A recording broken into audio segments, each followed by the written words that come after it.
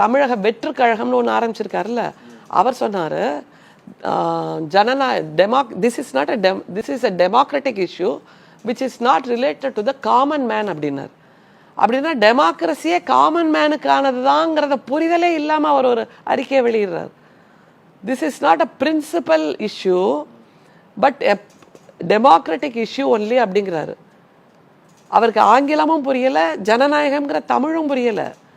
ஜனநாயகம்ங்கிறது கடைக்கோடி மனிதனுக்குமானது இல்லையா, அது புரியாம அவங்களுக்கும் இதுக்கு சம்பந்தம் இல்லை அப்படின்னா அந்த கடைக்கோடி மனிதன் தானே உனக்கு ஓட்டு போட்டு உன்னை தேர்ந்தெடுக்கணும்னு நீ கனவுல உட்கார்ந்துட்டு இருக்க.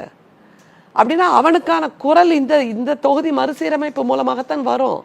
அங்கே போகின்ற நாடாளுமன்ற உறுப்பினர்கள்ங்கிறது உங்களுக்குமான குரல் தான், எனக்குமான குரல் தான், எல்லோருக்குமான குரல். நீங்களும் நானும் தான் அவர்களை தேர்ந்தெடுத்து அனுப்புகிறோம். அந்த ஜனநாயகம்னா என்னன்னே புரியாம அவர் ஒரு அறிக்கையை வெளியிட்டிருக்காரு. அவர் நேத்து இந்த ஊழலை பத்தி பேசும்போது என்னது சிறு துளிதானா 1000 சிறு மீன் தாங்கிறார். சிறு மீன் இல்ல, சிறு மீனும் விலாங்குகளும் கிடைக்கும். இது இப்ப கிடைச்சிருக்கிறது சிறு மீன். ஆமா, கையில நீர். இப்ப விசாரிச்சு பார்த்தா திமிங்கலமே மாட்டோங்கிற ஒரே ஒரு கேள்வி இருக்கு, அவர்கிட்ட கேட்டு சொல்லுங்க நீங்கெல்லாம். ஆனா ஊடகவியலாளர்கள் சந்திக்க முடியுமான்னு தெரியல. ஏன்னா யாரையுமே சந்திக்காம ஓடி ஓடி ஒளிஞ்சிட்டு இருக்காருல்ல. அவர் என்ன இந்த ஆடியோ ரிலீஸில் அவங்கெல்லாம் பேசுவாங்க, ஊடகவியலாளர்கள் எதிரில் உட்காந்து சும்மா ரெக்கார்ட் பண்ணிட்டு வந்து தன்னோட சேனலில் போடுவோம். அந்த மாதிரி ஒரு கட்சியை நடத்திட்டு இருக்காரு.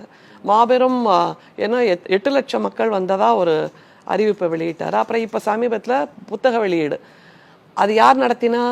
விகடன் நடத்துச்சு. அந்த விகடனோட இணையதளம் முடக்கப்பட்டது. குரல் எழுப்பினாரா? எலி குஞ்சு மரியாதை கத்தினாரா? குரல் எழுப்பினாரா? இல்லை இல்லை. அப்புறம் தமிழ் மொழி மீதான தாக்குதல் நடத்துது ஒன்றிய அரசு. குரல் எழுப்பினாரா? அது எப்படி பிஜேபி இதை செய்யலாம்? மும்மொழி கொள்கையை எப்படி எங்கள் மீது திணிக்கலாம்? ஏதாவது சொன்னாரா? சொல்லலை இல்லை. அப்போ இவரும் தன்னோட குடுமையை வெளிப்படுத்திட்டாரு.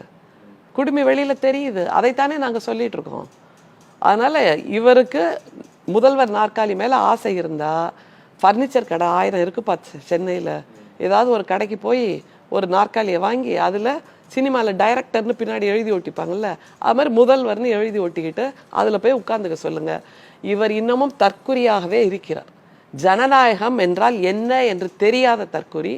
மும்மொழி கொள்கை மூலமாக நம்முடைய தாயை பறிகொடுக்க இருக்கிறோம்.